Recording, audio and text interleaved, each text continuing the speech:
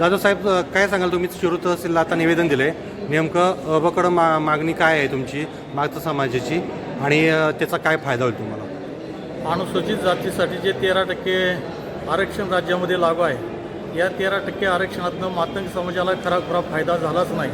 आणि हा 13% आरक्षणातला जे फायदा मिळायला पाहिजे होता मातंग समाजाला, त्याच्यापासून मातंग समाज हा वंचित राहत होता. ही बाब सर्वोच्च न्यायालयाच्या निदर्शनास आणून दिल्याच्या नंतर सर्वोच्च न्यायालयाने त्याची पाहणी करून निकाल दिला की या राज्यामध्ये 13% आरक्षणाचं अबकडनुसार वर्गीकरण करून त्या जातीला त्याचा फायदा झाला पाहिजे, आणि याचे सर्व अधिकार राज्य शासनाला दिले. पण राज्य शासन त्याची अंमलबजावणी करत नाही. पर्यायाने आजही मातंग समाजाची हेळसांड होत आहे. आमची मुलं मुली आज शिक्षण घेत आहेत, परंतु त्यांना आरक्षणाचा फायदा मिळत नाही.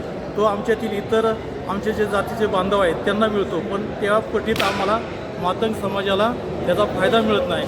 म्हणून त्या आरक्षणाची अंमलबजावणी व्हावी यासाठी आज आम्ही तहसीलदार साहेबांना निवेदन दिलेलं आहे, आणि शासनाने त्याची अंमलबजावणी करावी अशी आमची अपेक्षा आहे.